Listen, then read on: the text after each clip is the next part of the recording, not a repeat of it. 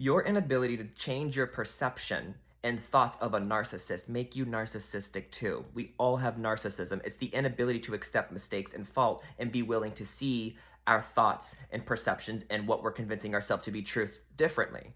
That's the arrogance of the ego, thinking you're right and that they're wrong and they're the arrogant, and that there's nothing in them that's in me that's pointing the fingers out and fault, blame, and guilt and shame.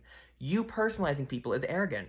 You're making what they're saying and doing have anything to do with you, which means there's a consciousness in you that's limited and personalizing, which is the ego. And you unwilling to give that perception and truth up is narcissistic.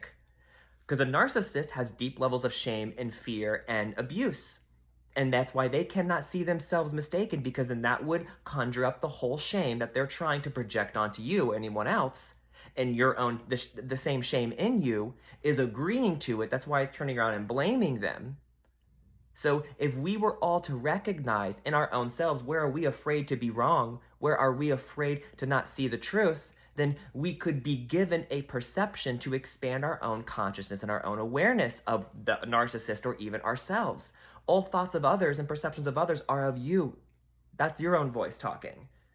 But if you're always making your thoughts true, then you don't know there's other thoughts because you've never forgiven them to see if you could see it differently, therefore never saw anything differently. And so that's how arrogance turns into ignorance, and then ignorance turns into sanity. So I'm going to keep doing the same thing, expecting a different result. I'm going to keep pointing my finger out to see how all these people are narcissistic because they can't change it, how wrong they are. But that's the feeling of being wrong and shame in you talking, seeing them through that lens.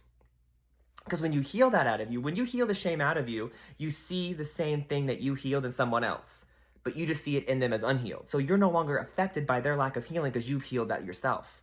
So that's how grace and compassion become you. You start to see through the lens of what you've met in yourself and healed and given peace to and forgiven, and now don't have that crux in you and that faulty belief system, that shame and that guilt in you. So then you're no longer blinded by that in someone else. You're not personalizing them. You're not making them about you, how it affected you.